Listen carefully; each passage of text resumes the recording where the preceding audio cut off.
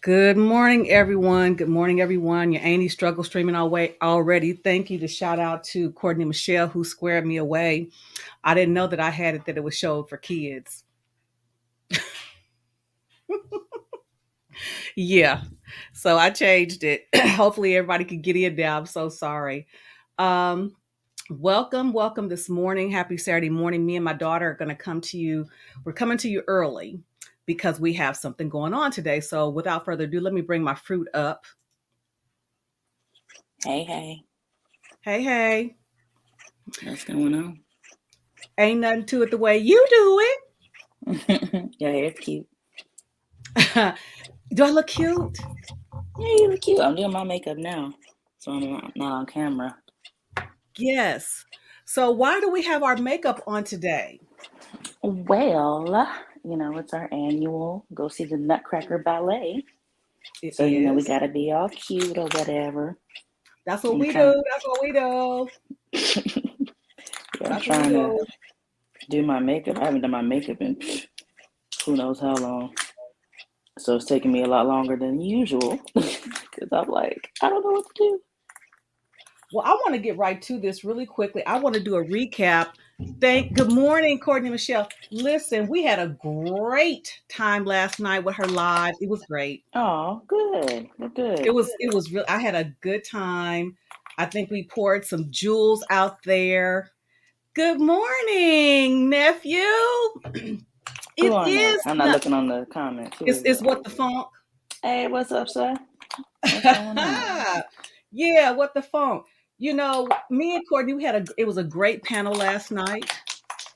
Okay. Danielle, but I'm gonna need you. Oh, You am I got. making too much noise? I hear the Oh, hold brushes. on. Are those the makeup Let me brushes? put my let me put my noise canceling on. My bad. Hold on. Okay.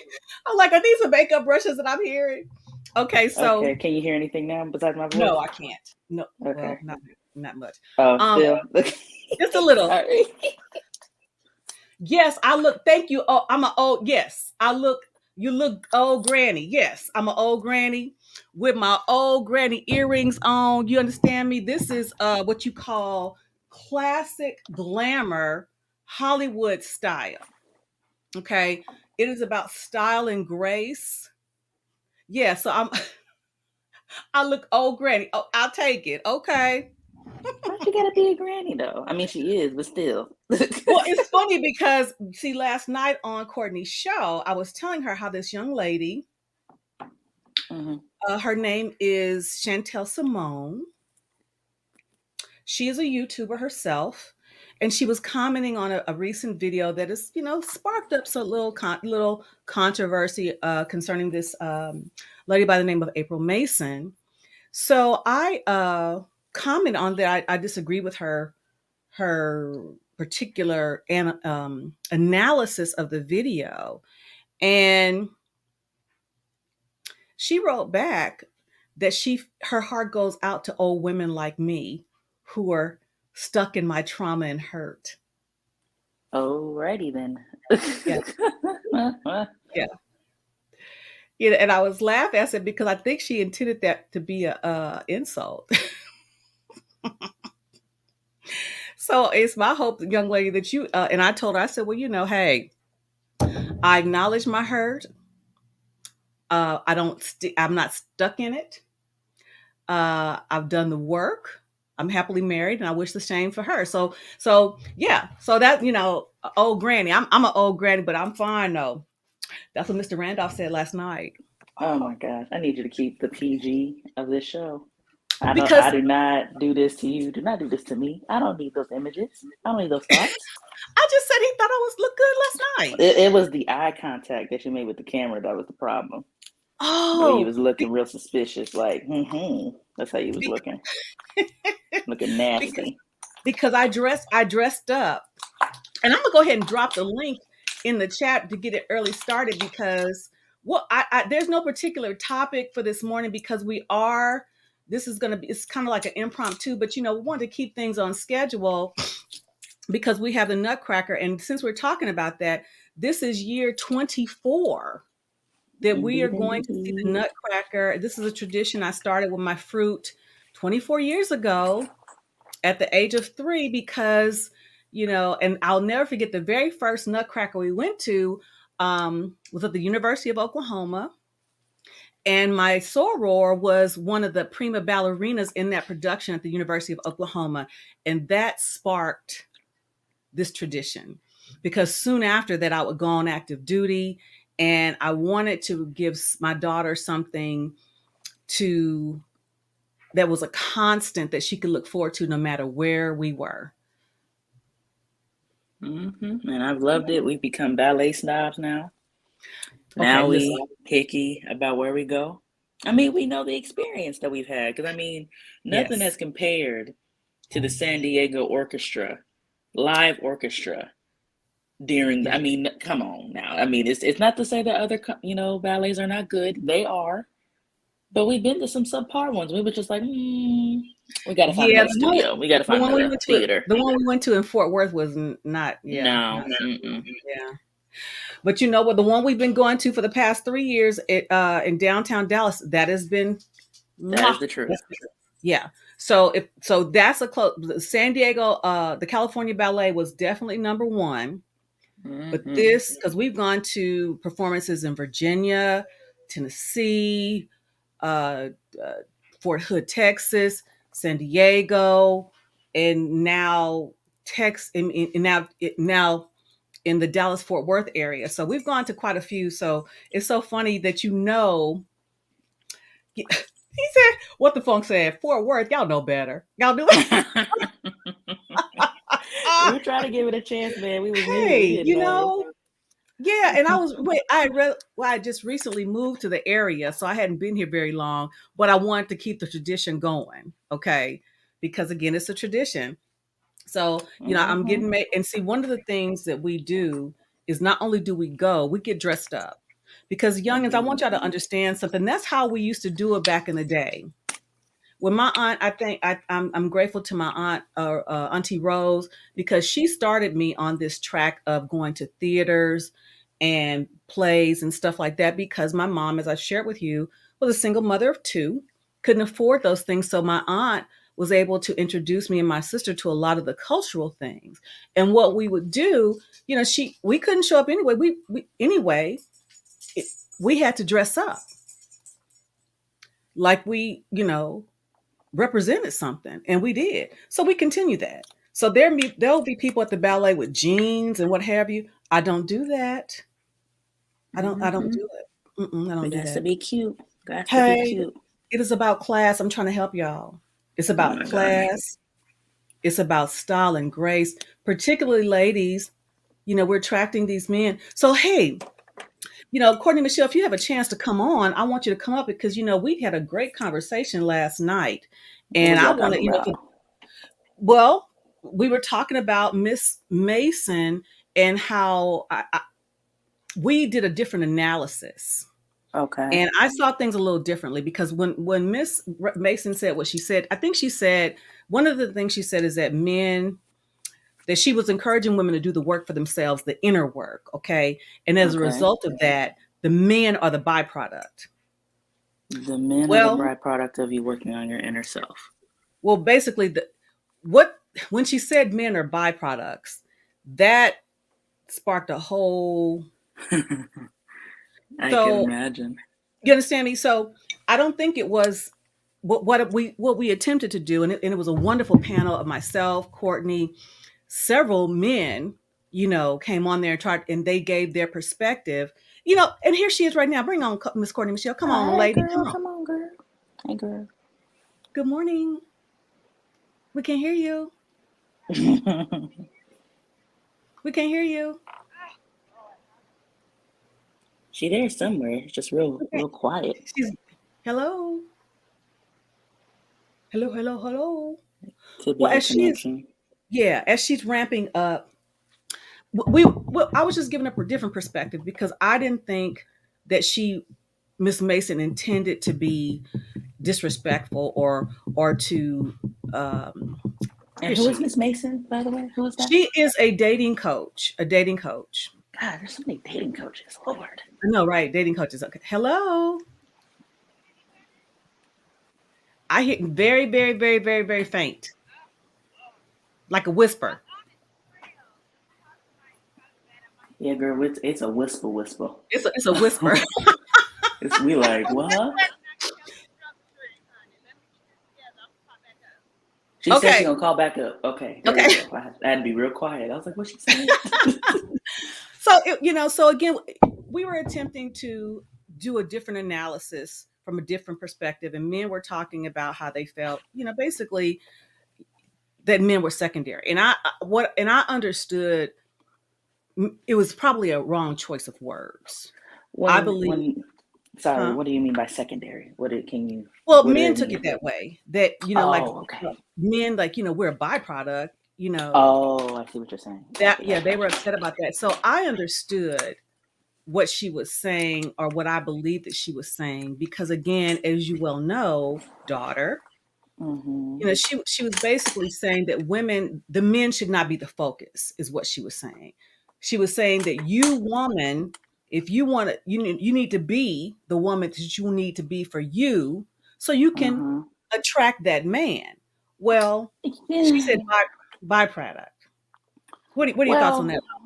I don't know. It's just like I personally think the whole okay, and people gonna crucify me for this, and I'm fine with it. I think the whole self-help foolishness or that trend is like crippling to Why you so? finding a man because like women will self-help their way to being single forever because oh, I'm not ready, so let me, not date right now. Oh, okay. And that's what you say that in your 20s, and then you in your 30s, and you're like, oh, okay, I think I'm ready now. But all the contenders were in your 20s. And now, because you've reached this whole level of self help and self love that you just don't take any kind of nigga and you don't take any kind of stuff that if he ain't got his stuff together like me, well, then he must not be for me because I spent all this past decade taking care of myself. And then, okay, so now you've self helped yourself to singleness in perpetuity because you never grew with anybody. You just assumed because of your own thinking that this is what someone who has achieved enlightenment or has achieved self-awareness looks like. And that's where people mess themselves up. Because again, I'm still not a perfect person when I met my husband. Me and him were both still having things to work on. But at the end of the day, we knew what we needed to work on. So that way we could at least communicate that to a partner. But I didn't conquer it until probably now. So had I been like most self-help women, I would have missed my husband because I would have been like, oh well, I'm not 100% all together yet, so I can't be with anybody. And I'm like, that's the issue. People think they need to be 100% perfect before they meet their spouse, and then when they meet someone who could be their spouse and they're not 100% perfect, now they have a flawed view of what a relationship dynamic is supposed to look like. Okay, That's what I feel like about it sometimes. well, I agree to a certain extent, and I think when we talk about self help, I think, and that's what I was saying last night, I think we get lost in the sauce. I don't think, and again, I don't know this woman, I don't think that she was saying to be perfect, because what she said last night, or what we captured last night, she said if she would have been married at a time that she, you know, case in point, she talked about how she's recently an empty nester, right? Mm-hmm. And she talked about because she was divorced, her kids are grown, and when they left, how she struggled with that because she had been a mother, she Mm-hmm. didn't know who she was. I dealt with that. Oh, so yeah, So I what do. she was saying, if she would have got married at that time, because she didn't even know who she was, because she had been all these other things, she would have been divorced again. I identify that with that, because Yeah. you can attest, as what you've seen your mom go through. Had I met Lawrence then, Mm-hmm. had I met Lawrence before this tragic situation came with that person, I might not have recognized him. And what I said to them last night was, I'm not saying that you should do the work and exclude the opportunity of men, but I'm saying you Yeah. definitely have to do the work to even identify your self worth, so you would even be able to recognize a good man when you see one. Yes. And that's what I do mean is good. I'm talking about the women who self-help to like no end. Like that's what I mean. Like I said, I'm very much like, no, help yourself. No, like get the counseling, do those things. But like example, I know someone who's single who now I'm not saying what she's thinking is wrong. This is like where I need you to meet me here. She's saying, oh, I'm not at the size I want to be at. Let me lose the weight and then start dating. The idea isn't wrong. You're trying to be the best version of yourself. I get it. But you could miss a blessing by shunning men until you reach your goal weight, because there could have been a trainer who liked big women who would date you and y'all get fit together. And that's what I mean by that. Like, women can sometimes, because they know they have this flaw, instead of accepting the fact that they have a flaw and still going out and dating, they see the flaw and then just shut down all men until they fix the flaw. And that flaw could take 6 years to fix. And that's 6 years of dating you missed. Because you see, she identified it. So she was aware that she was flawed, but she was too busy trying to fix the flaw before meeting the man to help her with it, if that makes sense. That's where she, messed up. What you got, Courtney Michelle? Hey. Okay, good.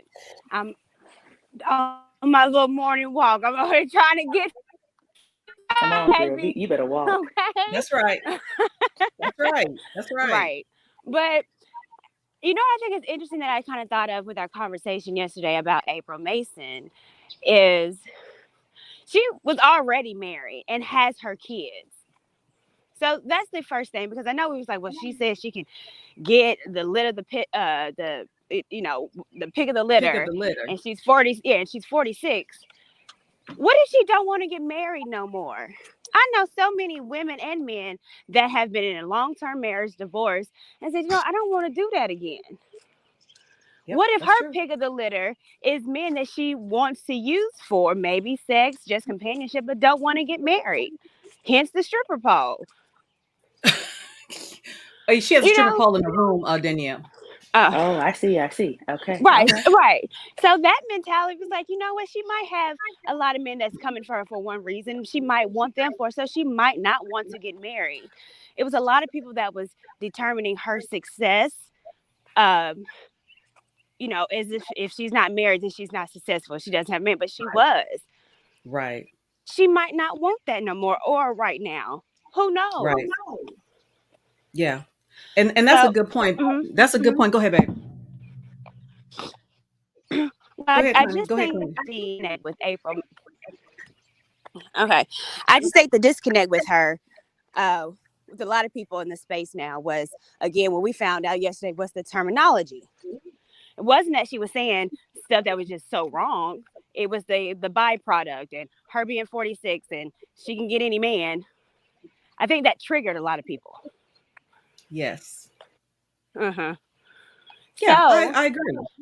So it begs me to think, why are we getting so triggered off particular words? Can I give my opinion? Yeah, please. I want to know. People are just too damn sensitive. Right. Hello. I mean, I'm just gonna keep it 1,000. Wow, Chicago Rilla. People are too damn sensitive. Right. You can't say nothing, but people getting offended. I'm like, stop it. And I y'all gonna be mad at me? I don't give a damn. Mm-hmm. Y'all couldn't grow up in my time. Mm-hmm. Or my mother's time. Y'all too damn. And I'm just speaking in general terms. Too damn. And it's so funny because, my husband listens to some of these things. He said, I ain't never heard as many emotional men in my life. Right. Yeah. So that's people are just too damn sensitive, too damn emotional. And it's funny, women, we're expected to be emotional. What's y'all excuse, man? What's y'all excuse? Right. Well, I don't think there's anything wrong with them being emotional. I think the issue is because they weren't allowed to be emotional for decades. Now it's like overdone. Like it's like an overkill of emotion. It's like, now it's almost like they're whining. Yeah, it's like now it's just like, that's the issue. It's like they just fussing now. I'm like, okay, we get it. We understand. You ain't gotta say F all women. Like, just calm down. Oh, like, man.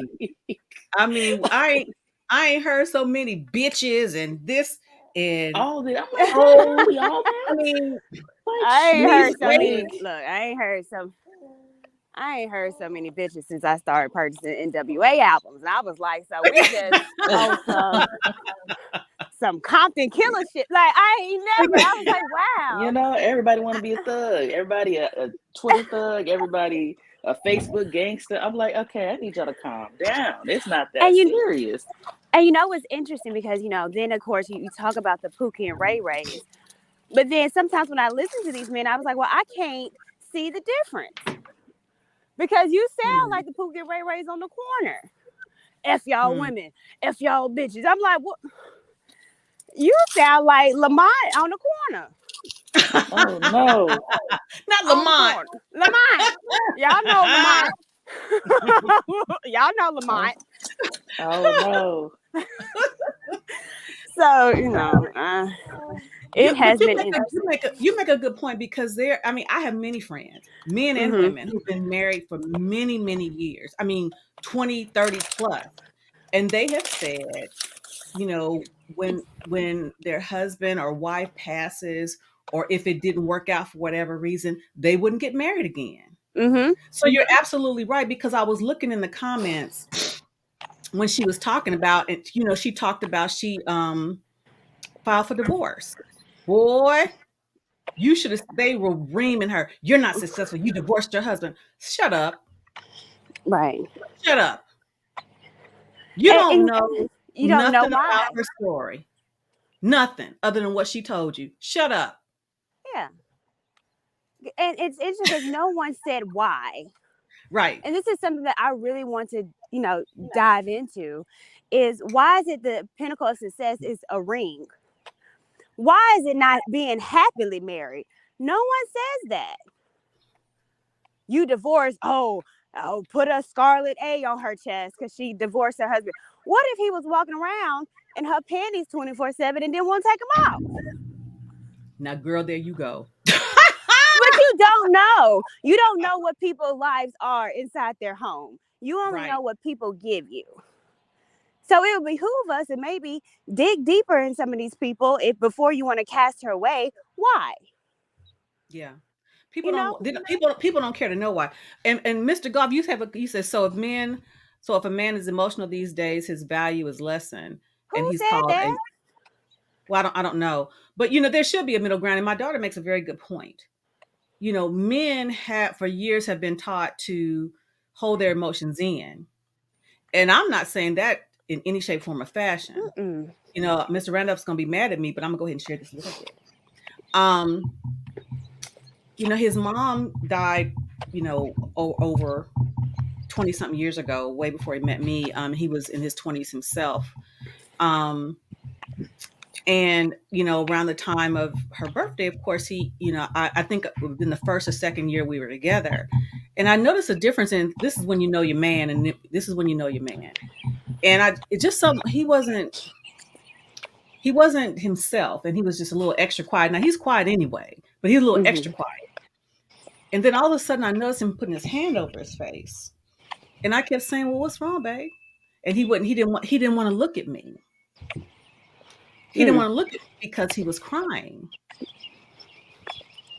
And I said, honey, you don't have to be afraid to show. That was your mother. And no matter how many years pass, the hurt's not going to stop. It was your mother. I said, if you can't show me, who can you show? But it's part of that. Again, men were not to show emotions at all. And I remember my grandfather, when my grandmother died, he didn't shed a tear. If he cried, he showed and let none of us see it. So now we have a shift, whereas it's not a problem for men to show emotion. But we don't expect you to be crying and whining all the time like you talk about we do. I'm not saying it's an excuse, but it's expected for women to do it. It ain't expected for y'all to do it. I'm just saying. Well, really, the root of it is basically, now that their emotions have been set free, they have no control now. Ooh, speak on it. My husband said it, we be reading the Bible. We just that type of couple. And, it was somewhere in the New Testament, I can't remember where. So the Bible thumpers, do not crucify me. But it's basically a scripture saying a man with basically saying a person with no control of their emotions is like a city with no walls, meaning that you are available to be attacked from any side, because cities in those times were only strong as their walls were. So if you had no walls, you had no security, you had no, safety. So when you're someone who lacks emotional control, you can be swayed any way of the direction if someone says something to you. So that's what basically men, at least from what I've gathered with these new millennial men, is now they're just emotional and have no control of those emotions. Like, and that's where you got all the B words and hoes and all of this coming out, because now they're expressing everything they've been wanting to say, but they have no control on how to express it. Because really what they're saying is, I've been hurt by females for so many years, and it's finally nice for someone to stick up for us. But because they don't have the control to say that, they say, yeah, these B words ain't nothing. That's why they was using me. And, they do it from that extra hurt place. And they from the streets. They for the streets. Yeah. I mean, there are some girls who for the streets. I ain't going to lie to you. Yes, there are some girls. Not every woman is for the streets. No, absolutely not. And I think what breaking up, baby. They can. Okay. Is this any better? There you are. I'm about to leave the woods. So I think we need to come from a space from, a balance. Because right now it's not balanced. So I understand, when men get hurt and they're in the space where they can now express themselves and they are overly expressing themselves. So I get it, because it's been repressed. Absolutely. And I think it's, with women, it's the opposite. You have these, I'm independent, I'm strong, and become masculine women because of hurt as well. So we have to get to a place where it's like, look, I see your hurt. You see mine. It manifests completely different. It manifests the opposite of our core nature of what God wanted us to be. And that's how I know we're out of line. Good. That's real good. And that's how we out of line. You putting on the roles that I'm supposed to be and vice versa.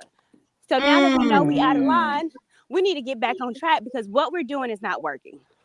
That's real good. And this is where I'm trying to, we got to start talking about this, man. Okay, you hurt. I'm hurt. How are we getting off the hurt? Are men talking about therapy? That's something that I don't hear a lot anymore. Nah, everyone just in a bashing session at this point. It's kind of like what women did at first, like all these men ain't nothing, exactly. And they're gabbing to their girlfriends, but nobody's getting any help. They're just bashing men together and starting all these groups about bashing men, and all of that. And now they're getting therapy, but that was decades of women doing that, just bashing men. Yes. You know what we need? Because I'm seeing in this niche where we have, pocket watching with JT, where, talking about money, or, the lead, he's a lawyer. Where's the therapist in this? That's a good question. I know a few. I might be doing that. That's a good what I'm saying? Let's start giving these folks a platform. Let's start healing. Yes. Yeah, like I said, because I know therapists, they probably just don't feel like dealing with the foolishness. You breaking up, babe? It is work to be, of course. It's work to be done. Yeah. And so, get out the woods. Particular people. You breaking up, sweetheart?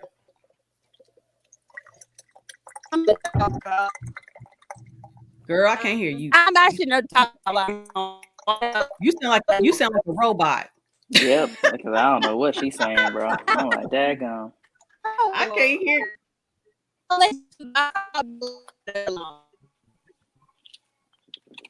Call back. Because I can't understand you. So men could call in. Absolutely. Oh, I'm gonna drop the link again, because again, this is freestyle.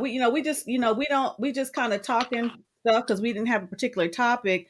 This has been a very recovering from Thanksgiving, being out of town, doing my wifely duties. I have laundry everywhere. You telling? Oh, speaking of laundry, girl, your canine brother Duke, he about to get his behind beat. Listen. I guess he was mad because Mr. Randolph was home last night. So he has 2 beds in this house, y'all. The problem. 2 beds. He decides he wants to sleep on the couch where the clean clothes are. It's like he just knew. He's like, what's the way to set him off? This is it right here. And he knows he's not allowed on the couch anyway. Much less on top of the clean clothes. Oh, yeah. He was tripping. Oh, and so my husband took a picture of it and sent it to me. I said, was he on the clothes? He said, unless, because half of them was on the floor. Oh, so he basically was up there a couple times then, Yeah, rolling around, getting comfortable. basically. And of course he should. So that's basically mean you got to wash all those So I clothes have to watch again. them all over again. Yeah, Sorry, I'm yeah. getting your granddaughter bottle ready. Hey, Tinky She Tink Tink. she finally Um, up from her 12-hour nap. Or it looks like we have somebody from another country in the chat. Interesting.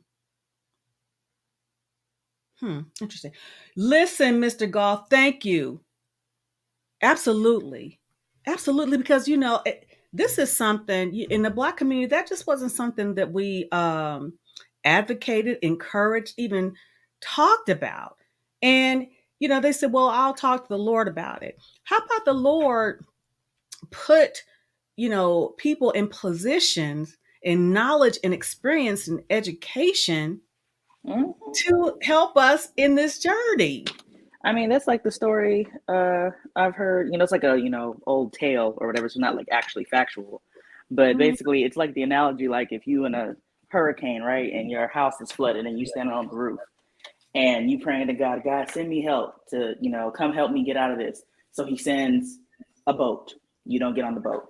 Then you pray again, God, help me get out of this, off this roof. He then sends a helicopter. You don't get off of it. Then you die because you drown. And then you meet God and you're like, God, I was praying to you. Why didn't you help me? I sent you a boat and a helicopter. You didn't. I don't know what to tell you. And so that's basically what it's like with us. It's like God wants to help us, but he's helping us through man. He's not helping us through a supernatural who's just gonna touch you and then you're healed. Like, no, you got to do the application stuff too. Because faith without works is what? It is dead. Is Oh, I'm dead. almost ready, so I can show my face on camera before we have to go. Doing Well, makeup why? is a lot. Well, while you're doing it, I'm gonna share some script. I have a surprise for you. Oh God, that sounds like something to embarrass me. No, no, no, no. It's not gonna embarrass you this time. We'll see. What I do with it? Hold on a second. Oh, let me go back to it. Let me go back to it.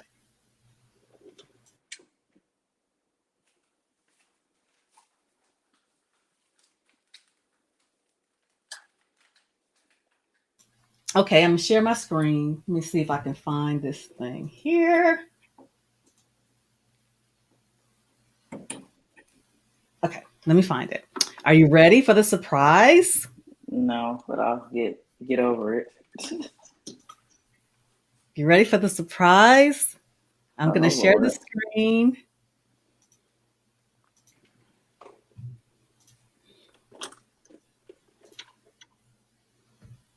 Okay. Who that? Hey. Oh, look at that. Look at that. Look at that. Who that? So y'all was recording, you was out there.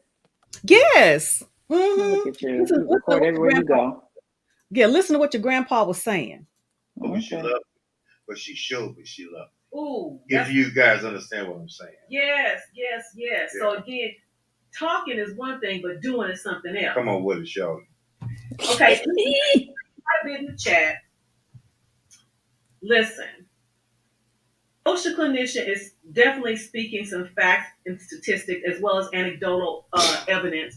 Also, Courtney, Michelle, the same thing is, I think the problem that I have with this space in many instances, there's no room for compromise because both can be true at the same time. Let's talk about the fact that statistics are real and research is real, but how is the research gathered?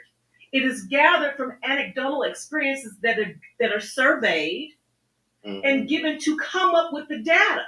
We cannot refute that. No, we can't. We can't refute that. We cannot refute. The data is there. How the data is provided based on experiences that people have had. Come on now, daughter. Anecdotal based on our own individual experiences. But again, there cannot be any statistics without research, surveys that have provided the information. Come on now. Okay, Let's not argue yeah. about it. Let's not quibble about it. We know all of this to be true on both sides.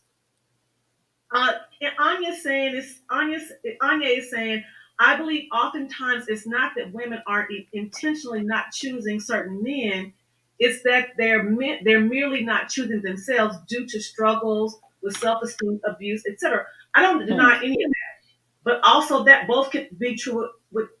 Both can be true at the same time. Mm-hmm. Because I'm gonna tell you something. Nobody couldn't tell me I was fine or I wasn't fine because I was. Mm-hmm. I was one of the finest walking around, but I was also one of the most insecure ones walking around. And one of the ways I thought I would make myself feel better about me is trying to get the guy, the wrong guy, because I would prove to myself if I could get that guy that I was good enough. Mm-hmm.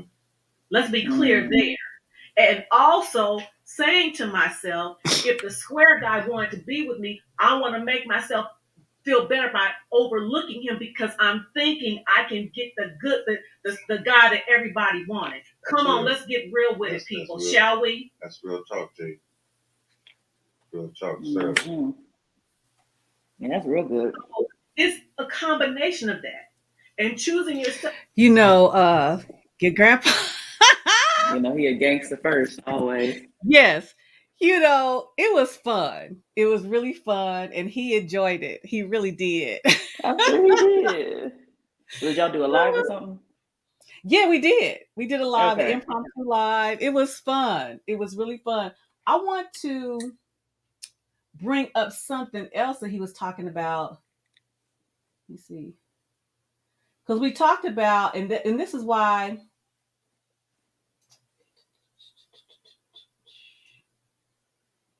Okay, hold on a second here. Get it done. Anybody want it? To better myself. I'm looking at the transcript, y'all. Bear with me.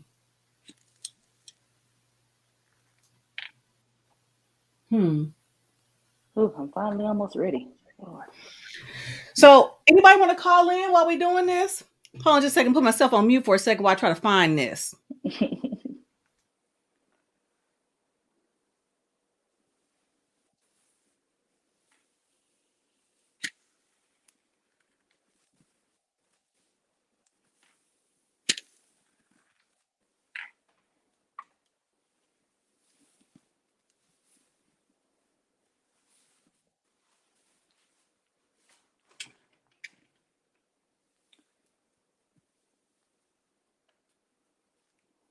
I think I found it. Okay, says, you gonna like my new look, Ma. Am I? Oh, yeah. Like I said, I'm basically done. I'm about to show you in a sec. I got to change for, my outfit. I just wear this outfit around the house because I don't trust your grandchild to not mess up my clothes. Yeah, I'm not wearing what I'm wearing right now. Okay, so Mr. Golf, he says, well, as a child of a married mother, the married wives can do, listen to think. Hey, look. Can do what? Can do a number on their progeny also because Linda Allen says single motherhood is effed up 3 generations. But you know what? Okay, listen. That may be true. It's not wrong, but both are honestly right because you can be in a horrible marriage and yield the same results as someone who's a single parent, or a single parent can yield better results for marriage than a married couple's, family. What it is the healthiness of the environment. So if the environment's not healthy, whether it's a single parent household or not, it's still not going to yield any good results, And the bottom line up front is, how did we get here? And, we can talk about the generation right now because even my mom said, I interviewed my mom back in July. People get married now. Women get pregnant now because they want to, because they don't have to. At this point, it's a choice. You want to be doing it. When you talk about 3 generations back, honey, it wasn't an option. My mother had to have me because I think abortions were illegal at that time. Yeah, but to say abortions weren't a thing like how they are now. So there was no birth control in the 60s. And women weren't impregnating themselves. And they're still not impregnating themselves. But the difference is we do have choices now. Like I said, I got pregnant with Danielle because I wasn't trying effectively not to. I can take ownership of that. Okay. We got a couple of guests coming. Well, got Courtney Michelle back in the house. Man, is this any better? Oh, it's a lot better, darling. Honey, I was up in them woods walking. You got your gun with you? Oh yeah. Okay. I stay. Yeah. Okay, Is it you a know. person or a deer? Any can get it. Okay. Any can get it. Absolutely. Say anybody. You Right. just say froggy if you want it. Be froggy if you want to. It's the wrong frog. You don't want that over here. I was telling Danielle that we might have visitors around the holiday time. Who could that be? Surprise, surprise. I I know. heard. That might be alive right there. Oh, well, let me show my face real quick. I don't Ooh, know what that my would be a angles look great like. live. That would be good. That would be a great live. Work your gift, Missy. Hey. Oh, Oh, Yeah, it's on the show. I see. Come I on. like that. New face. But that was it.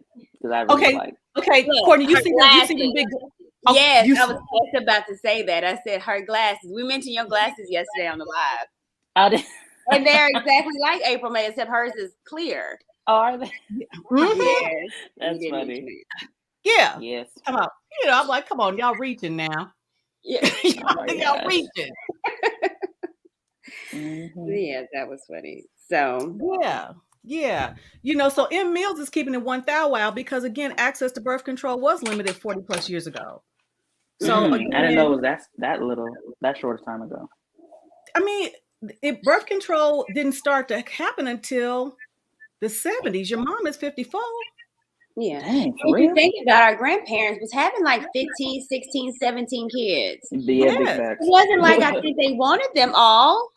True. Yes. Any access for us not to have all those kids. Yeah. No, people don't correlate things. They don't. They just talking. They just talking. They don't correlate. My grandmother had 9 children. My grandfather was one of 13. Right. Jeez. One of 13. Kids? Yeah. Yeah. So, and so again, it's very different. So, if you want to say my generation messed it up or my mom's generation, well, you can try that if it makes y'all feel better. but the bottom line is women are not getting pregnant by themselves. Not at all.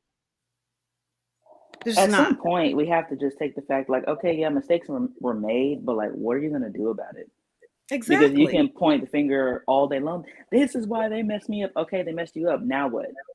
Right. Are you gonna just sit in the mess up and just wallow in the mess up and then blame everybody else for your lack of coming up?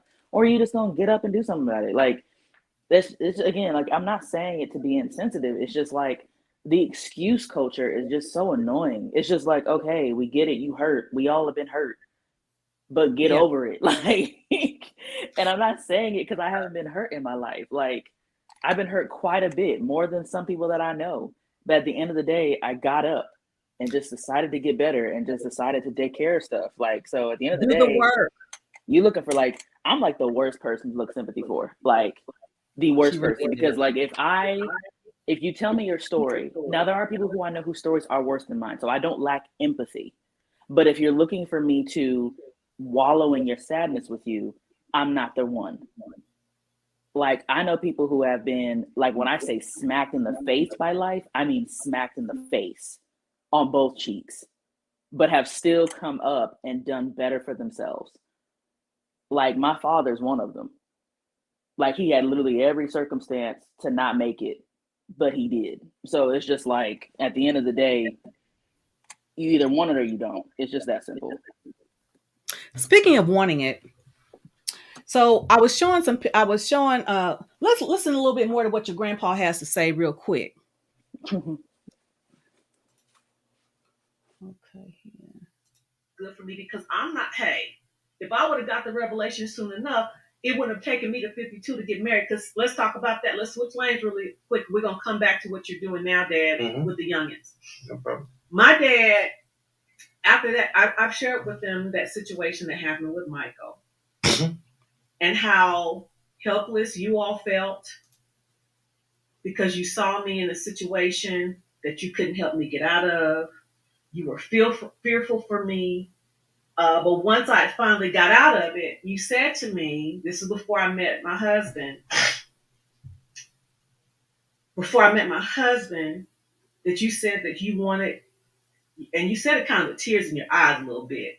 You got kind of choked. Well, I didn't see you, but I could tell you were kind of choked up. Mm-hmm. And you were saying that you wanted me to know what it felt like for somebody to truly love your daughter the way I was worth being loved before you died. Exactly. And I said I wanted that too.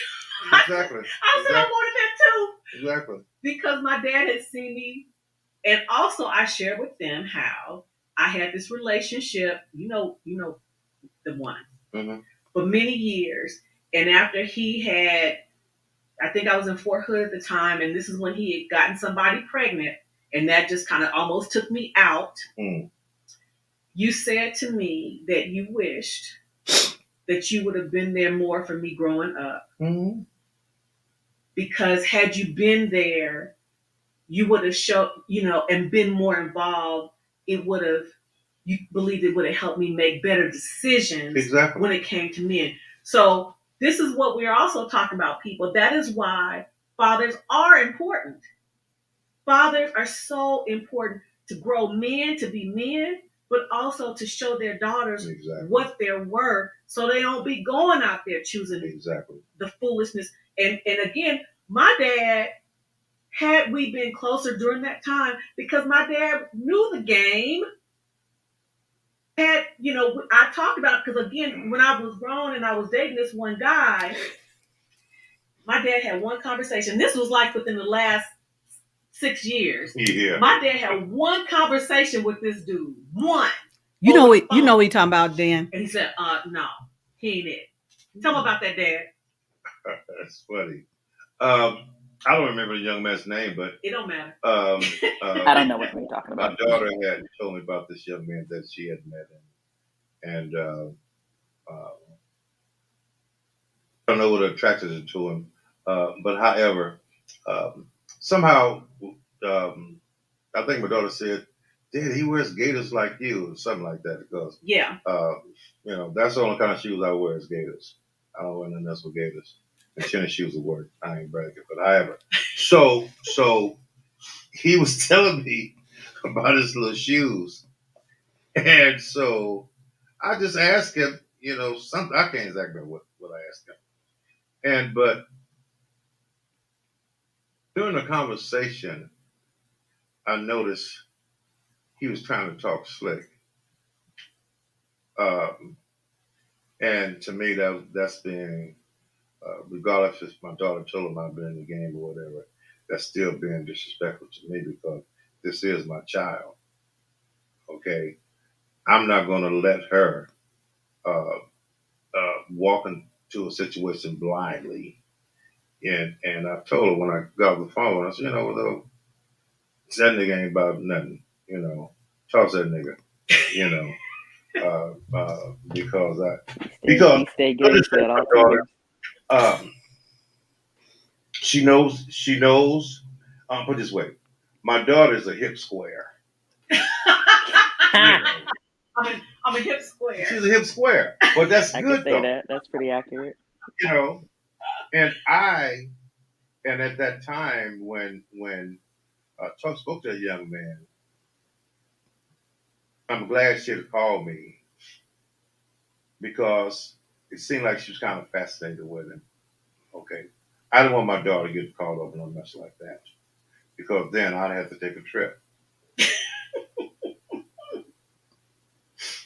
So, yeah. And to that, okay, so that's your grandpa. That's your grandpa. Let's welcome he's a toss that nigga. That's what he said. Basically. Yeah. And I like your dad. He reminds me of mine. Just so cool. Like, I mean, he is what he is, and you gotta love him for who he is. Honest, cool. I would have loved to see him back in the day.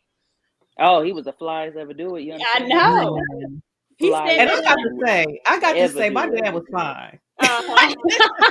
I got to say, welcome Joshua to the stage. Hey, Josh. Good morning, ladies. Good morning. How's everybody doing? Good. How are you doing? Good. How you Welcome. doing? Doing well. I will tell you this. I love this show. This is actually a show my wife and we both actually watch together. So there are lots of times where she might go and say, stop watching these Man of Fear shows and everything. Man of Fear. So luckily, I'm not going to lie. I do use you a lot, TJ. I'm like, all right. I tell my wife, I'm like, hey, TJ's on, let's watch it together. She's like, that's fine. So I would go and say this because I was listening to some of it. I haven't been listening to the whole thing because we're both taking care of a baby right now and everything. Yeah. So Courtney says something, and it actually hit my wife and I. She said something on someone else's podcast, and I think it was a Steve Urkel effect or what she called it. And I think she talked about how so many people get mad at Laura for not liking Steve Urkel, but yet people don't get mad at Urkel for not liking Myra. And when she... Yes, continue. And it was so funny because when you said that, it actually hit me. And I went home and I told my wife. And it took us a good 20, 30 minutes. And, first of all, it made us go back to our childhood. We started replaying all the episodes in our heads. Uh-huh. And then we kept thinking about it. And we were like, to be honest, the same thing Myra was doing was the same thing Urkel was doing. And I'm like, she's actually right on this. And when you start thinking about all these different podcasts and, and all of them have their positives in different ways. I'm not going to bash anyone. I think too many times there are a whole lot of men who focus on women who don't want them instead of maybe there's a woman or two who really is attracted to that guy. And they just brush them away. And the same thing for women. I think there are a whole lot of women who they're attracted to men who don't want them, but yet there are other men who are really attracted to them. So I think, listen to this episode of listening to you three ladies talk about, hey, there's a whole lot of men crying or being emotional and all this stuff. When you do, for a minute, I think we should take really start thinking about what you three ladies said, because you three are actually correct. I mean, let's just be very honest. Okay. And I think the problem is that we are listening to the loud ones, and generally the loud ones are the wrong ones. If you're happy in your marriage, it's very rare you're going to have a podcast. And that's why I appreciate your podcast, TJ, and my wife, because we don't see married women, personally don't see married people at all having a podcast. Mm-hmm. And I think, you're very important, even for the fact you have your daughter on. And I remember the time we talked about, I think a stepmom, or it was, it's just that whole interaction. And even then where I'm like, it's funny. She talked about, your story about that. And yeah, we didn't even think about, hey, it was the father role to bring you two women together and kind of set the boundaries for the kids. And I even think, even for your podcast, Miss Courtney, even when you talked about I think your kid's father and how emotional that was, it just some of the dynamics, this is really stuff that we need to see. And I think we really need to see this more so in the Black community, because so much of the Black community, I would say personally, in my personal life, even when you just go to random places like Walmart or stores, and even on podcasts, it does seem like it's a war, but yet we don't hear about the good stories that's coming along. So I do appreciate you three ladies sharing your stories. Once again, keep doing what you guys do.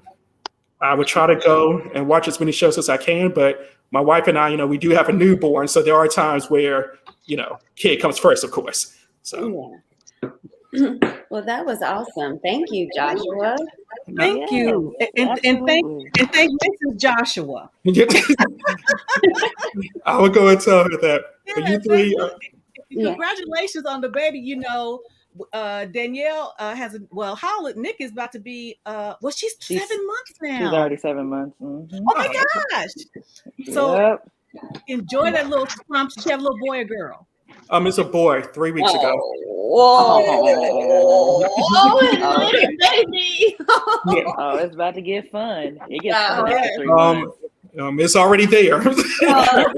Oh no! I mean, it really actually gets fun. I will say, at first, when Michelle was 3 months old, my manager, she has twins, and I was telling her how old she was, and she's like, "Oh, just wait till she's 6 months. You know, it's the teething part kind of sucks, but like their personality comes out. They're more fun to play with. Like, so it'll be fun. Like, because Michelle's personality is hilarious. Like, it is just like, she got an attitude, like she runs something. I'm like, ma'am, you ain't lived on this earth long enough to catch an attitude. Like, but it's so funny. So it's just like, it'll be fun. It'll be more fun, because I know right now he just kind of sit there. Yeah, you're right. So, but as he gets older, you'll be like, oh, okay, we can play. You'll laugh at me. Like, it'll be that kind of stuff. It'll make those long nights worth it a little bit more. No, you're absolutely right, because there'll be times my wife would say something and I'm like, I don't see it. I'm sorry. I understand, man. I've been there. But all right, you guys have a great show, and I'll continue to watch, my wife and I. Thank you so much. God bless. Thank you, guys. TJ, tell them that, people that watch TJ Randall stay together now. A family that watch TJ Randall stays together. Randolph? Oh my gosh. Randolph. There you go. Randolph. Brother Bolo, what's up, nephew? Hey, Auntie. Got some good news for everybody. I just became a grandfather again yesterday. Oh, all these babies. Oh, come on, baby. Congratulations. Thank you, baby girl. Been birthing children. I know.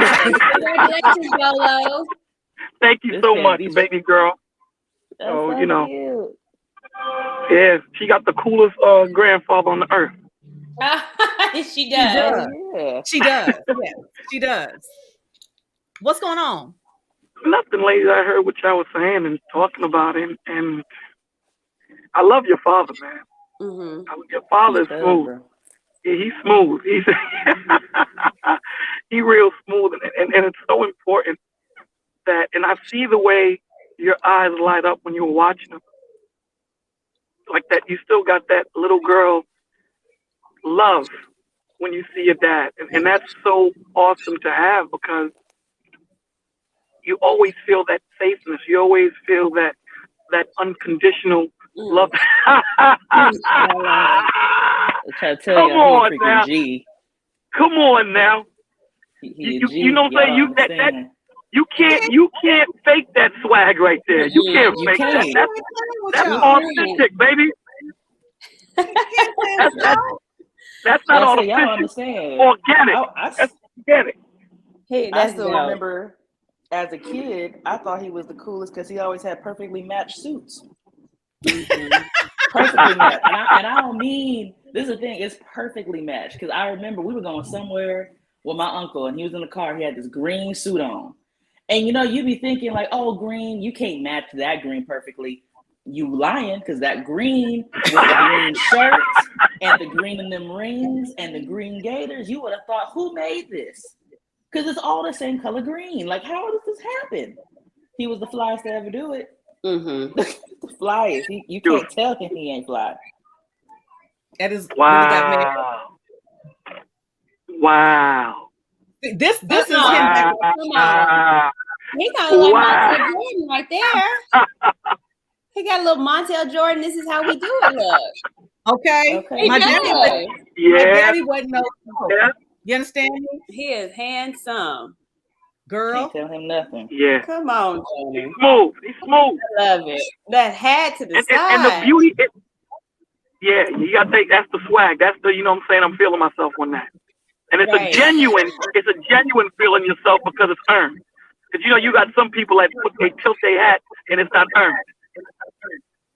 Because when my husband met Grandpa James, he saw the book he was on, and he was like, "Oh yeah, they stay at 45 degrees, Shawty." I was like, he said that's at 45 degrees.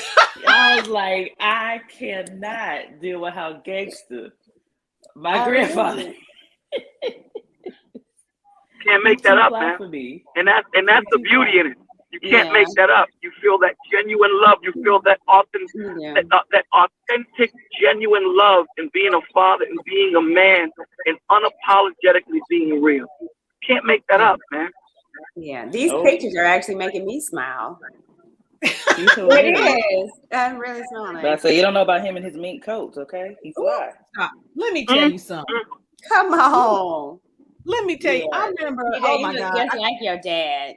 You know, you look just like your dad. Just like him. He couldn't take you to Maury and be like, "That ain't my daughter." He couldn't do that. Nope. Bags under my eyes and all. That's your dad. You know, I remember when we lived in Virginia, he came to visit me. This man, I'm waiting for. Oh, wait a minute. I got to show y'all one more. One more. Sorry. This is it right here. I got to show you one more. Look at. Wow. Hey. Like, don't play with me. Anyway, my dad came down the escalator in a full-length mink coat. I said, Lord Jesus. He fly. You just gotta let people like that just do what they do. Like, he was so fly. I was concerned he was gonna outshine me if he came to my wedding. I said, "Look now, Grandpa, I can't have you in an all-white fur and an all-white suit and upstage me. Like, we can't. You know, it's not about you today. Like, we can't." Because I was genuinely concerned. So what did he wear? What did he wear to your wedding? What did he wear to your wedding? He couldn't make it. So I was like, "All right, man." Oh. I was able to make it through without nobody staging me up because I was scared. Okay. I was scared. I was like, I said, "Don't do me like this, man. Don't do me." Okay, Bolo, one more. I got one more. Because, see, Courtney's seen these, but you didn't see it. I got one more. Let me see. Wow. Let me pull up. Wow. Wow. Told you he the flyest to ever do it. Wow. It's just you can't tell him nothing. It's the collar for me. They don't make No, it's the hat for me. That perfect 45 degrees. That's the hat. The hat is on fire. It's the hat on fire. It don't move. It's perfect 45 degrees. Perfect. So that's the part. You know he carries. You know your pop star had that level in his pocket. You know what I'm saying? He made sure before he left, he put that level on there. Made sure it had that perfect that perfect plant. It was a process. It was a process. It was a process. It was a process. Yeah. It was a process. Things don't happen like that on purpose. It takes time. Yeah. It takes time. Yeah. So, Bolo, what you got to say about what we've been saying so far? You know, my dad aside, what you got? What we've been talking about so far? Well, I caught the last 15 minutes. And when you're talking about, I just got off work. So when you're talking about the importance of a father and how I've seen, again, it's body language says so much, right? Because sometimes you can say a whole lot with your mouth and your body says something totally different. And I'm just seeing the effect that he had on you just in you watching the video and just seeing the pictures and just hearing it in your daughter's voice. Fathers are so important, not only to the young men, but to the daughters. There's so much that goes into the building of the self-esteem, the validation, the unconditional love, the measuring other men against. There's so much that goes into it, man, that I wish that we would just stand up and understand how important we are to the family structure, and that it's not a game. It's not a game. When men choose not to be in their children's life, especially their little girls, you set them up to fail. You set them up to fail because, all of these guys And again, don't get it twisted. These guys that are out here that are predators, they see the weakness. They see the lack in these young ladies that don't have that fortification that they should have gotten from their dad. And that's how they end up getting jacked up by these men. They say something that is similar to what a father would say to a young lady, and they get swept off their feet. They're not given the game that a father would give to their daughter, so they can kind of use that to measure all these Pookies and Ray Ray. So, shout out to your dad, man. Shout out. Well, here's the thing also, Bolo. You know, I don't think you saw the whole thing. My dad talks about how he was in the game and that, you know, he was a pimp in the 70s and early 80s. And he talks about exactly that he, you know, for lack of a better word, preyed on the insecurities of young women. And as someone at the time, you know, he wasn't an integral part of my life. He didn't understand how that would impact the fact that he was dealing with somebody else's daughter and he had a daughter. So it wasn't until, you know, much older that when I started to really understand as a young woman what was happening, it wasn't okay with me at all. And it affected our relationship. And it affected our relationship because, again, being that my father knew the game, had he been more active in my life, he could have directed me as to what not to get involved with. But, you know, you can't go back. But I think the turning point in my relationship with my father is the fact that he apologized and said, I'm sorry that I wasn't there for you. Because had I been there for you, I believe it would have affected the way you chose men. And so, you know, you can't go backwards. No. But in these spaces, we talk about accountability. At least be accountable and say, I'm sorry. No doubt. And women, and here's another thing, because I've seen countless times that there are some women who tell their children that your daughter didn't want, your father didn't want nothing to do with you. And that's a lie. Yep. That's a lie because they were upset because the father didn't want them no more. There you go. Their package, they come out of a package deal. If you ain't gonna take a shot, you ain't gonna take me, you can't take a shot. And so that means you mothers need to apologize too, because either way, precious time is lost with that other parent. It is. But you know, I'm glad that me and my dad, and again, I shared this because, you know, me and my dad, we are close, but it ain't been easy. It ain't been easy. You know, but I love him. He loves me. Go ahead. You know, last night, you know, I thought, you know, every Testimony Friday, I start off a little story of, you know, before we go into the call. And I started off with talking about pain and, you know, how pain grows you, right? How it molds you.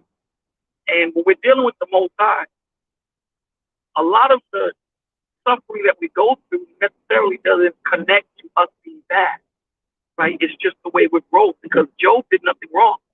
And look at the pain that he went through. But what touched me, what messed me up was what you just said. You know, we're here. My dad and I, we have a relationship. It took time to get to where it is. And I just broke down because I don't have mine. You know, all the times that we played, you know, dominoes, I wish I would have played dominoes more. You know, because again, the one thing that we take for granted, and this is the thing, and it was hard for me to do this show. You know, I had to have people, it was hard. And I'm talking about breaking down and crying. That you realize your life is meant to be lived forward, but understood back. And you realize that you spend so much time on the anger, the brokenness, the fighting, and not learning from it, and not realizing that the present is a gift. That's why it's called present, because it's not guaranteed. No one is guaranteed to live tomorrow. So while I'm here with TJ, let me tell TJ I love her. You know what I'm saying? Because I guarantee you, no matter how much beef her and I had, If I'm gone, she's going to realize, so you know what? That beef that we had wasn't worth the time that we could have spent together talking with each other, breaking bread, you know what I'm saying, just having fun and conversing and kicking teeth and helping people and doing these things. It far outweighs what we poured into that anger. It far outweighs. So I'm saying this to say, take it from a man that had a good relationship with his mom, and they're no longer here. I would give anything in the world to hear that voice. I can't. So I understand that there might be water under the bridge, and there might be pain. But understand that we can learn from the past, we plan for the future, and we live in the present. Please talk to your fathers, talk to your brothers, talk to your friends, those that you fell out with, that you truly love, but because of that pain you have, you don't want to talk to them. Please. It's not a good thing when you can't. Right. Yeah. Nephew, you're breaking up a little bit, but I think we got it. Okay. I'm looking at the comment here from B. Rodney. Says, my husband and his daughter had this exact conversation on Thanksgiving, regardless of how present her dad was, even when he didn't live in town and all that he did, she still was her. You know what? And she's gonna be. I don't know how old she is. Again, this was a road. It was a journey. And because when I don't know if his daughter's a teenager, those are the crucial years, because that's when me and my dad really had a breaking point, because I'm like, I was very rebellious. And at that time, my father was not, I'm hearing some feedback. My father was not acknowledging his part. He wasn't prepared to acknowledge his role at that time, but he had to grow too. And he did. Because one of the things in the interview with my father, he talks about how he, for all the thing, he says that he didn't kill anybody or anything like that, but he did some bad stuff. And he said he asked God, why did you spare me? And he talks about the fact, because my dad has worked in placement with young men in the group home setting for over 30 years, helping young men turn their lives around. And because he has been in the game, they relate to him because he speaks their language. Y'all heard him. So he said that he believes that that's why God kept him here to, help young. That would be his way of, sowing good for the bad that he has done. So it is a turning point. Okay. Let's see. She's 29. He apologized then. Last week for any hurt. Absolutely. And it's hard. And I don't know if your stepdaughter, or I would call her your bonus daughter, will consider counseling even with her father. Because sometimes there needs to be a third party in there to guide the conversation, so she can say what she needs to say and he can say what he needs to say, and hopefully they can come together, because it is painful. Yeah. What you got, Courtney? Definitely. Well, I can attest to that with my dad, because, my dad left when I was 2, said all the time, but I was very resentful because my dad was on drugs. So he would, as a little girl, he would say he was going to pick me up, didn't. I remember my mom's apartment, we got broke into. Guess who broke into it? My dad. So my dad stole our stuff, drug money. So I was extremely resentful of my father, where he would call in high school and college, and I didn't want anything to do with them. And I was like, man, I'm 21, 22, 23. What? I don't need you right now. You should have been there when I was a little girl when I needed. And I used to be so jealous, particularly of one of my cousins, because she had her dad there 24/7 and they had a beautiful relationship.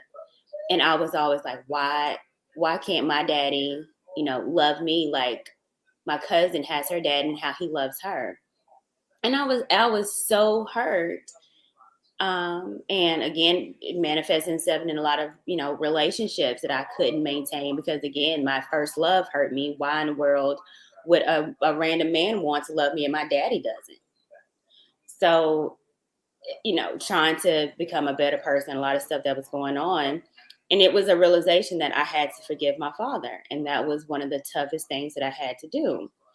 And TJ, I know I told you that, when I was in my 20s, my dad was in jail and was trying to reconcile and would write me letters in jail. And I never opened them. But it's interesting enough is that I always kept them. I never threw them away, but I never opened it. And I found one of the letters. He wrote me back in 2009. And I just opened it a year and a half ago when I was moving. And, let me get it. I'm going to walk with me. So me and my dad kind of reconciled when maybe about, about 38. I say when I was 32, 33 years old.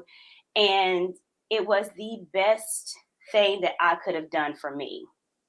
And it's so weird. And Bolo was right because it does put me in sometimes when I'm around him, I feel like that little girl that has her protector now. At 38, when I'm around my dad, I feel like I'm a little girl. And sometimes, I'll be like, Daddy, and it brings me back. And I don't, it's probably something psychological on why I do that. But it is comforting to have him and not understanding that even in my 30s, how I need him. Even, that I got my own child and I got this job, whatever, I still need my dad. And I am so grateful that I was able to mend because of the relationship that we have now. And because I think about what if something would have happened and I couldn't mend it and I would have never known who my dad really was. Who he was on drugs is not who he is. And my sober dad is an awesome dad and I love him to death.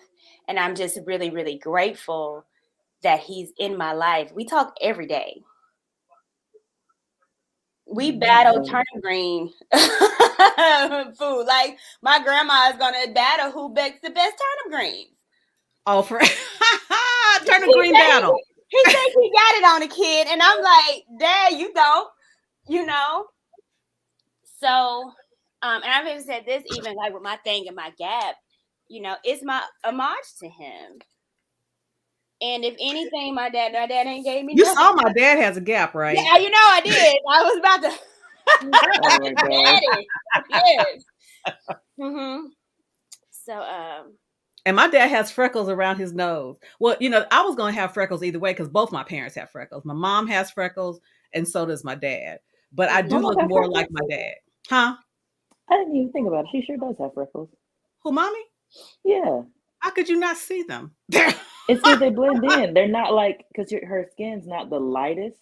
Yeah. So it's like at first you don't see it. I'm like, oh, you sure right. She does have freckles.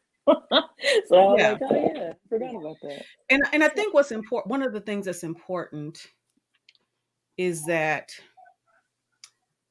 you can want a relationship with your father. And I think one of the reasons that you are able to, your relationship with your dad was able to connect in such a way is that he wanted that with you.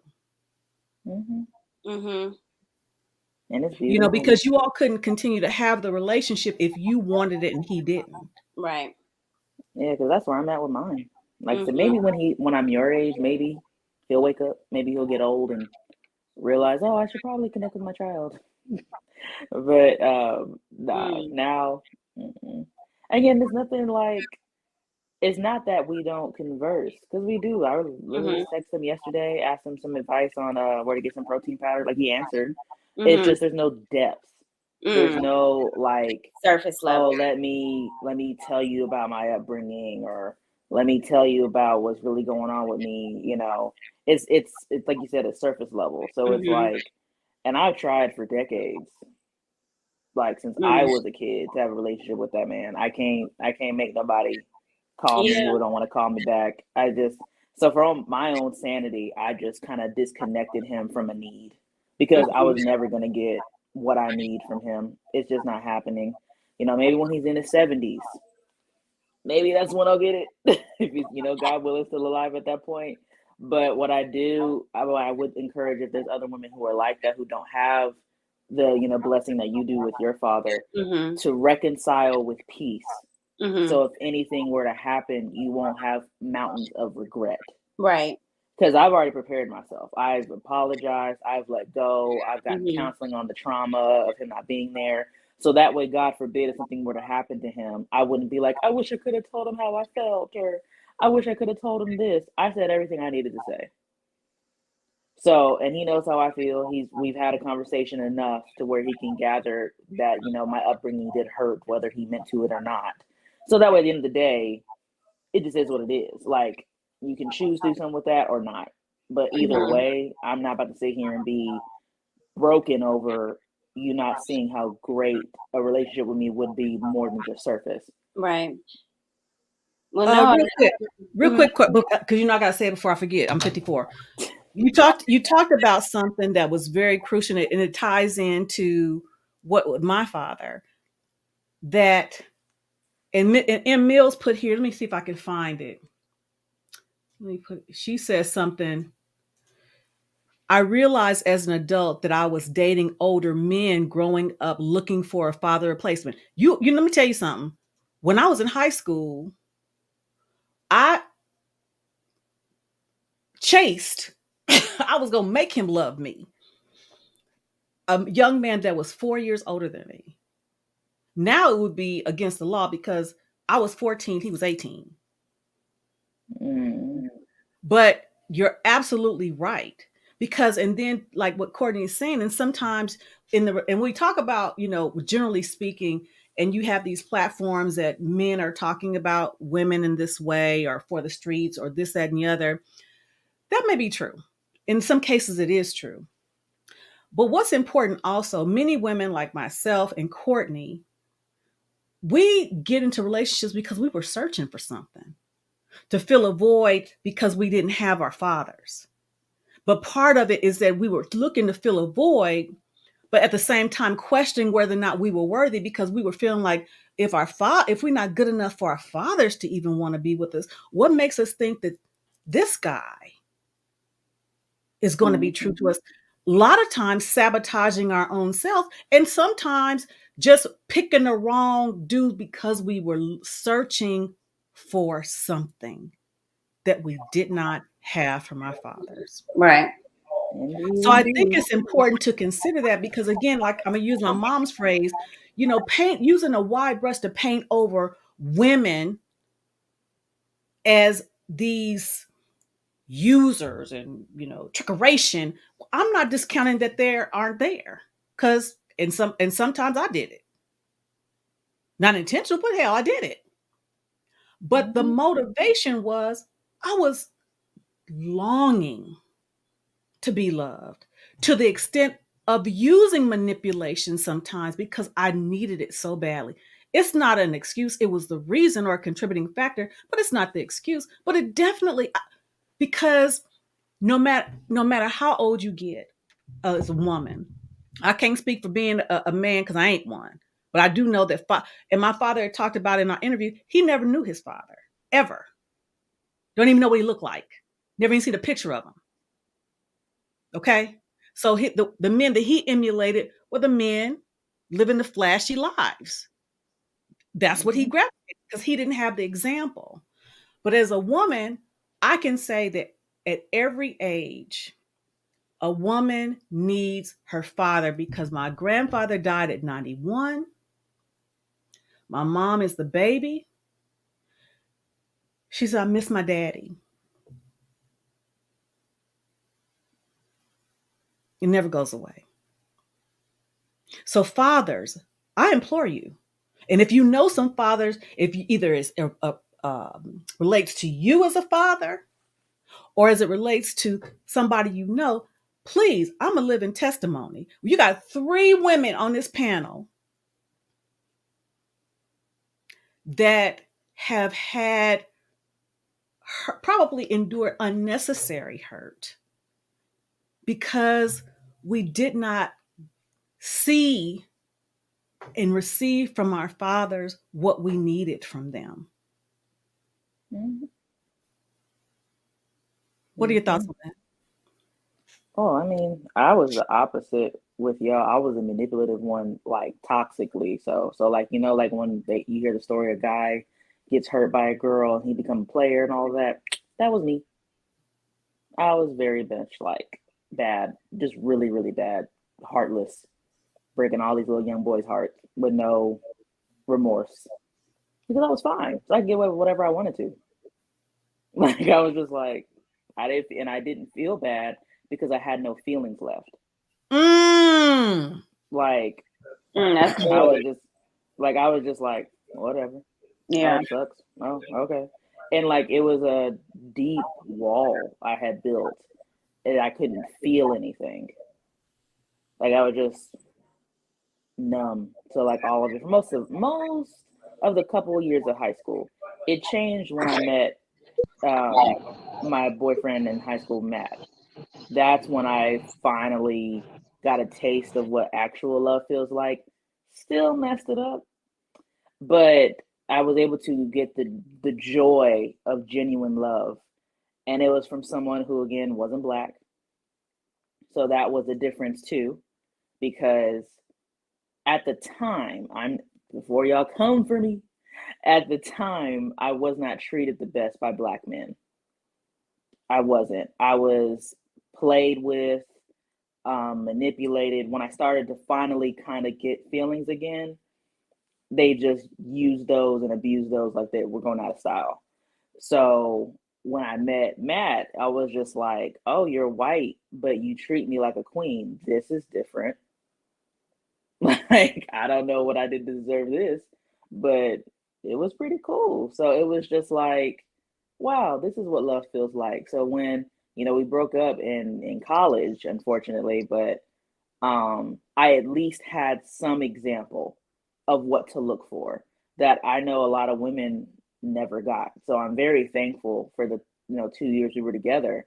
So that way, when it was time for me to seriously start dating, I knew what I could have. Even if I didn't think I was the best person in the world, I knew if I could have that, I could have it again, if not better.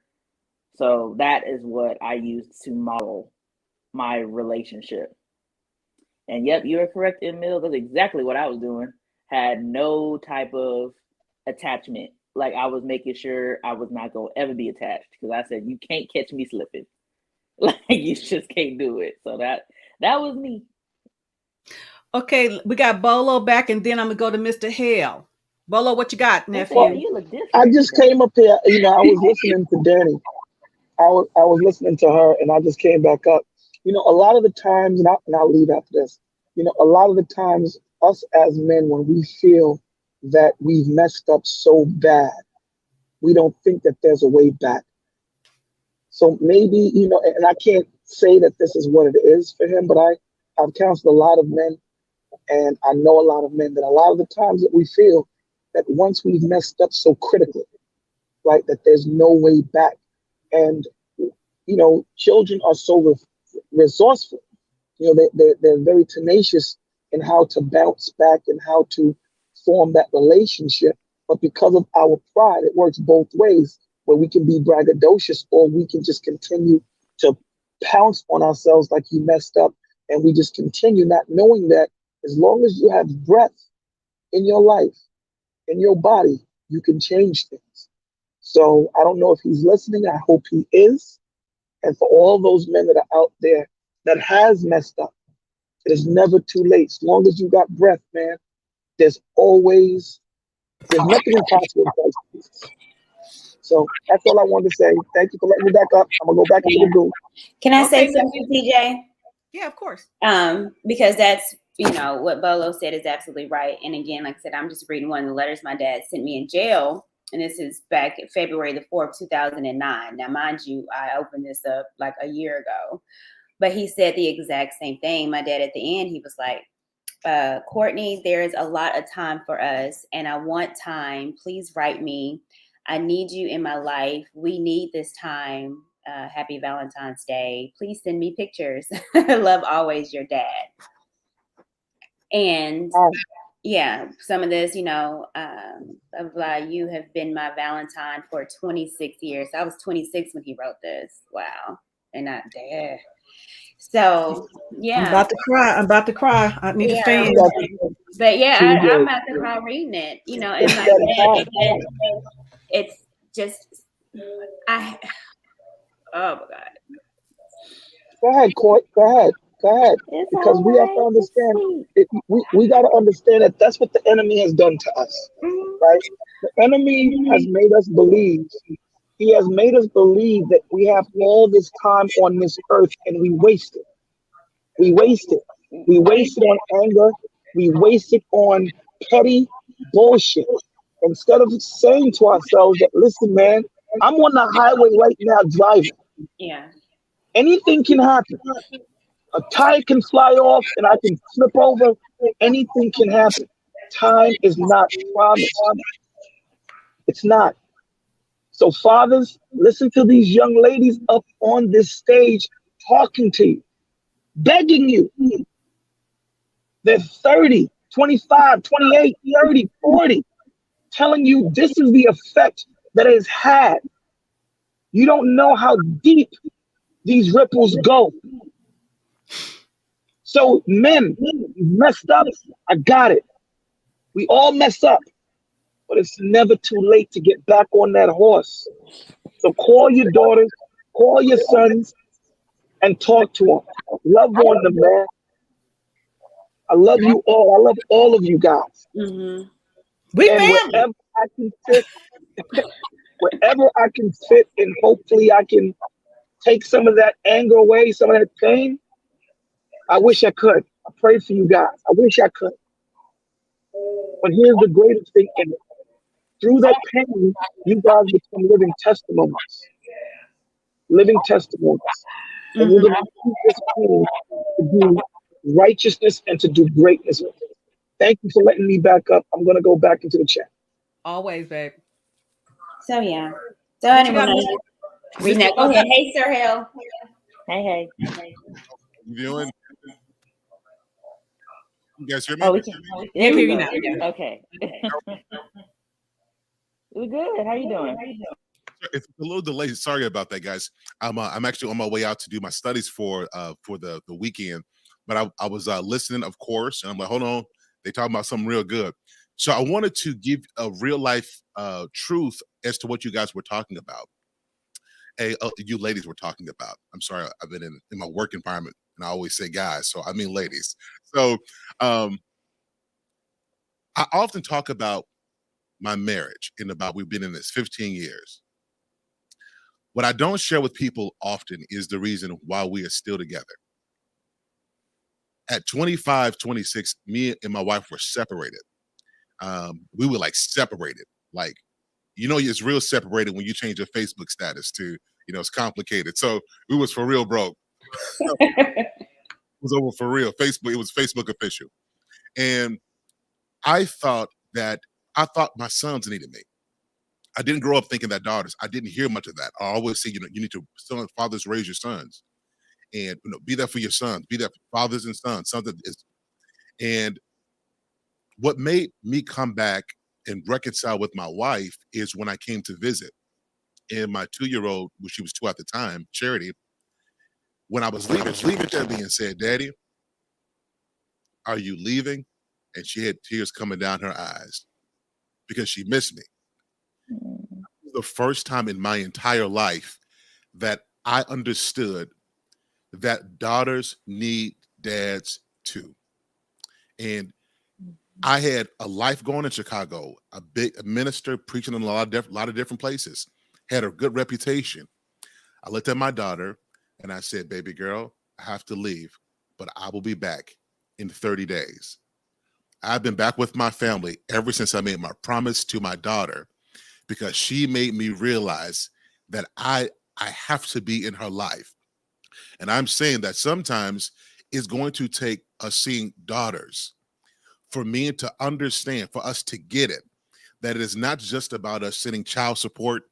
It's not just about us showing up for birthdays, but that you need more from us than us being eventful. We show up for the things in your life that you need something from us. So I want to say thank you to all of you for sharing your stories, because as a father, I didn't know daughters needed their dads. I knew it, but I didn't know it. Mm-hmm. And with you guys opening up, being honest about that, I think it creates a lot more awareness. So thank y'all for this. Daughters, keep on saying stuff, because if a daddy loves you, he's going to hear you and he will drop everything for you. So to Dani, I hope that you get this relationship, because you are an amazing person, and any father will be grateful to have that. I think that some fathers deal with shame, and sometimes they feel like it's too late, that they've missed too much time, that there's somebody else that's filled that void, and being able to own up to what you did can be too much for some people. And so I hope that dad can overcome what he felt, because I felt shame myself. I had to work and I had to win respect for my kids again. I had to win respect for my community. They talked about me, but I had to do what I had to do, because I wasn't there for nobody before them kids. And so it is my hope that us fathers get to that place as well, where we see the pain in our kids' face. And even if the kids don't show it, that we see the tears of their heart, and that God will turn our hearts back to our kids. So I am praying for you. Courtney, I'm so grateful that your relationship has improved. And I'm hoping that people who are watching this will take this as a testimony that God can change any relationship around, because there is nothing like mourning a relationship with a person who's still living. It's a real It's nothing like mourning a relationship with a I've person had that's to. still alive. It is a painful thing. It's And one so of the I'm most praying for you. painful. It's one of the most painful. It took, and I had to mourn it really, really young, like really, really young, because I can't emotionally. I'm a very deep, loving person. I know I seem very nonchalant on here, but I can't allow myself to be too emotionally free, because then there's no cap, and then there's no cap of her either. So it's like, when it's someone who it's like, I know you cannot give me what I need, it is safer and healthier for me to remove you from my need list, because I'm going to always be disappointed. Every time I talk to you, disappointment. Every time I call you, you don't answer, disappointed. Every time you say you're going to do something, you don't do it, disappointed. Like every day on repeat. And it's just a cycle of dysfunction, and it just keeps going. So I was just like, I got to stop. I said, because at this point, it's hurting me to have a relationship with you. Because it's damaging, because it's trickling into my exchange with my mother, my relationship with my husband. Like, because it's reminding me of what I never had, looking at how my husband is with my daughter. So it's just like, it was just a trickling effect of pain. And it was just like, until he wakes up, and I hope he does before he leaves this earth. But I know it's something that is dysfunctional for me to desire at this point. There's a season to any good thing. And right now, that good thing is a curse to me, because it's not healthy. It's really, and it's sad. It's it should be, because as far as I know, I'm his only kid, but it's just, I can't make you see. You have to want to see, and I said, thankfully, y'all ain't seen my husband, but when it comes to my dad, he has a level of gangster towards him. That's because he loves you. Very, and he's so upset. Like every time, like, oh, he answered today. Like, he'd be so mad, because it's like, he hates seeing me long for something that I should have. You know what I'm saying? I'm not longing for something that is like, I want my $1 million house today. And he's like, girl, come on, we got to make it first. I'm longing for something that I am due, but I don't ever get. And so he gets very defensive. And again, y'all meet my husband when I do my channel. He's very here. He don't really go here and here. So for him to go here, oh, he's really pissed off. Listen, men like that, that's how you get us. That's what our wife and kids, you get a whole different experience out of us. It's a beautiful thing. I want to say this though. So in mourning the loss of somebody who's living, God always sends people in your life who can feed you that in that area. And it may not come from where you think it's going to come from. So I don't want you to close off your heart to that, because I started therapy because I understand this on the reverse side. I understand you, but you don't want to develop a trauma response to where when God sends you that, in a different form or from somebody you were unexpecting, it mimics what you didn't get, because the truth is you can get the right thing and you can't accept the right thing because it's from a person you don't want to receive it from. And so my hope is that you keep your heart open, because God is not going to leave you void of the thing that you need in your heart. He's always going to supply it. And I'm Absolutely. hoping that it comes in the form of your father.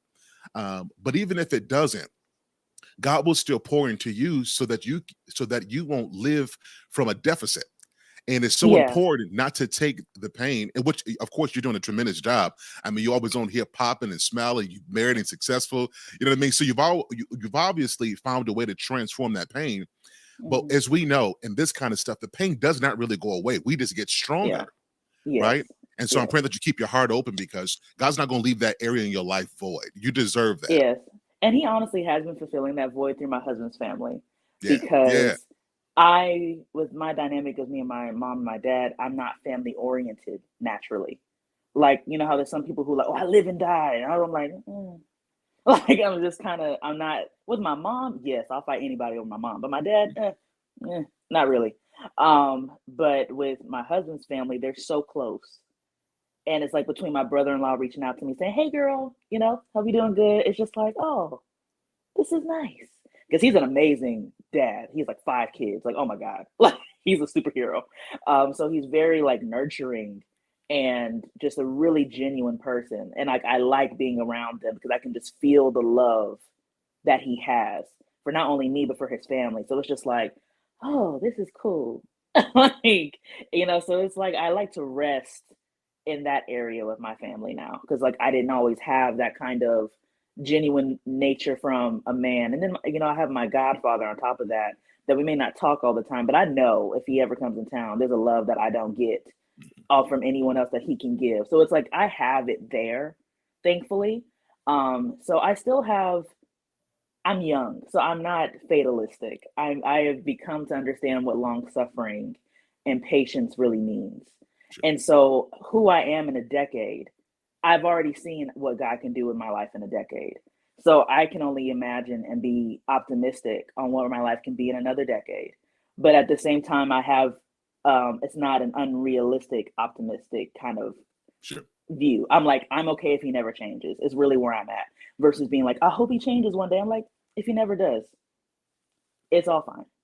Excellent. If he leaves this earth and the same person, I know that I'm at peace. But if he changes, my God, thank you. That's where I'm at with it. Now listen, y'all know I'm Baptist. Now you talk like that, I almost shout. I almost ran out this room shout. That's just beautiful. That's just beautiful. It has to be, man, because it's like it's not fair to my husband. Yeah. For me to, have all this resentment, because resentment for me bleeds into everything. I can't have like, oh, I'm resentful here, but I can be happy and go lucky with my kid and my husband and pretend like I'm not resentful. Like, no, I had to be at peace because it's like it wasn't gonna have my dynamic be any better. So then my marriage suffers, my parenthood suffers if I'm not okay. So of course, does it hurt? Yeah, that he's not in my life in the way that I want. I'm not oblivious, yes. But does it define my day? Does it ruin my week? Does it ruin my day? No, it's just where we're at right now. Because things were a lot worse 10 years ago with him. And they're way better than they were 10 years ago. So I'm hopeful. But at the same time, I'm not hopeful to the point of no end, if that makes sense. Absolutely. Listen, absolutely beautiful. Absolutely beautiful. Absolutely. Lady TJ, always, I'm here. I'm here for it. Courtney Michelle, rocking with you. Sir Dani, Hale. you the realest. I love y'all. I'll talk with y'all. Happy Saturday, y'all. Thank you. You too. Okay, we're gonna do this last portion of the We gotta get show. ready to go here soon. Yeah, we're gonna do this last portion because it's gonna tie into something I'm gonna leave out with. So we're gonna do this last portion of the interview with my dad because this is when he talks about when he meets Mr. Randolph. So I'm gonna share this part here. My dad. Let's go back to the. So he met Mr. Randolph. What did you think when you met Mr. Randolph? When I met Brother Lawrence, very, very quiet guy. I could make anybody talk though. But I couldn't make him talk that much. But I was able to draw a conversation from it. But I saw his sincerity toward my daughter, and I didn't really know him well, but um, I just felt something that he was really for my daughter, and her not just being for him. Well, she had been so much for those other clowns, and it wasn't for her. But I seen that it the script flipped, put it that way, and yeah, and after time went on, and most of all, I seen how happy she is, is. Cause sometimes I call my daughter, and before she met Lawrence, and a parent know their children. I could just tell when she say hello how things are. And I say, baby, how things? Oh, daddy, things. I say, no, it ain't, man. You know. I said, I'm your daddy, man. I know you. You know. So parents know their children. So after she and Brother Lawrence got married, time I talked to her, I hear joy in her voice. And that's what parents want for their daughters, for their children, period. Want them to be happy. So good brother. Um, I was able to have like a lot of, excuse me, a great deal of dialogue with him since they've been down here with me, found out more pluses in his favor, more pluses than what she knows that he and I talked about, and I told him, I said, uh, I told my daughter how much I appreciated you first, but I'm telling you, man and man, I really appreciate you being there for my daughter, man, Yeah. And my dad has mentioned how he saw, and again, this is important. Now, in this atmosphere, they say women are always choosing the Pookies and the Ray Rays, and basically the ghetto type. Like you heard my dad say, I was always for them, but they were never for me. I didn't date no Pookies and Ray Rays. I didn't date no Pookies and Ray Rays. I was still choosing the wrong dudes, no doubt. But I was trying to be that woman for them. So again, there are women out there, and I'm gonna make it known. There are women out there like myself who try to be or present that wife material, but unfortunately, we're presenting it to the wrong men. Exactly. So a lot of times, by the time if we don't get the help that we need, by the time we meet the right one, we'll let them pass us by because we're so freaking tired of being about them and not sure they're going to be about us. You've been bruised too many times. So it's not that many of the women just don't want to be wives. Unfortunately, we've allowed the wrong ones to pick us, and we picked the wrong ones. I didn't date no Pookie or Ray Ray ever. Because as you heard my dad say, I'm a hip square. I wasn't about that kind of life, but I still picked the wrong ones because they had the accoutrements of what I. Okay, so we talk about Brother Lawrence, and on this piece here, I'm just going to end with this. I said I was going to share some songs with y'all. I'm trying to grow you. I'm trying to help y'all out. So this leads to a song that that's very important to me. That I was, me and my dad talked about how I was always for them and they weren't for me, and I just want to know what a good love felt like. Okay. You understand me? And there are those who say, it's not about love, it's not about feelings. Okay, maybe that's true, but I want some. I want some love, and I want some feelings, and I want you to look at me like I'm beautiful. I want that. So I have that now, Okay. right? So what I'm going to grow you all to as we close out, oh, real quick, I want to ask you all to, I'm really close to getting my 1,000 subscribers. Yeah. Oh, what you at, Mom? I am at 883. I'm asking for your continued support to help me get to 1,000 by the time for my Christmas gift. Mm-hmm. And so, I've been giving y'all some music to go out on. So before we say goodbye, we're gonna say I'm gonna bring this on you. Put this on you. TJ. Ma'am. Hold on. Someone wants to say bye to you. Who? Bye. Aw. Bye, little Zoe. Say bye-bye. she said, Mom, can I say bye? Go ahead, chat. Oh, yes. All right. So for all these men's and women's, it ain't over.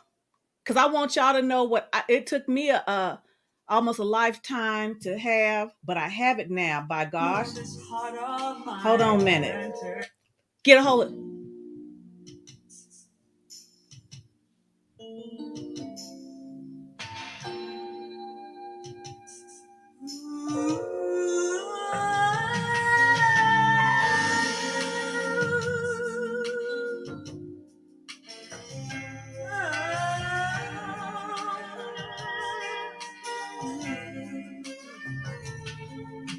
many days it goes unspoken,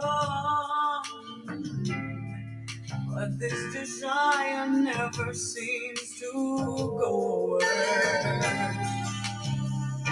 It's gonna take much more than hope to bring you close. I think I'll pray.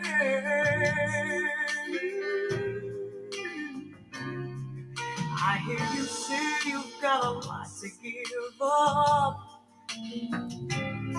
and there is so much more this heart of mine can take. If what you have to bring to me is price, I tell you, send it right away, right away. I wanna know what good love feels like. Good love, I want a love that's sure to stand the test of time. I want to know what good love feels like. I want to know morning and night, forever all my life. Good love, good love. Good love, good love. There is a void that stands between us, and it seems it's getting harder to reach. Never in the wildest dreams that I imagined life this way. I wanna know what good love feels like. Good love, good love. I want a love that's sure to stand the test of time. Baby, I wanna know what good love feels like. Good love, good love. Morning, noon, and night. Forever of my life. I wanna know what good love feels like. Good love, good love. I want a love that's sure to stand the test of time. I wanna know what good love feels like. Good love, hear me when I say, bring it to me, baby.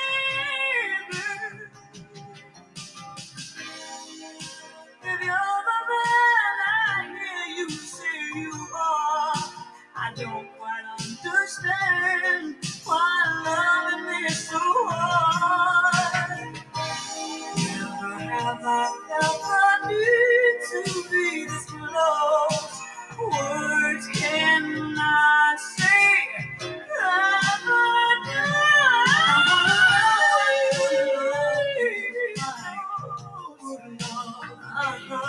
I want a love that's sure to stand the test of time. I want to know what good love feels morning moon and the golden physical. I wanna know what good love feels like. I want a love that's sure to stand the test of time. Slowly, baby, I wanna know what good love feels like. Somewhere, morning, noon, and night. For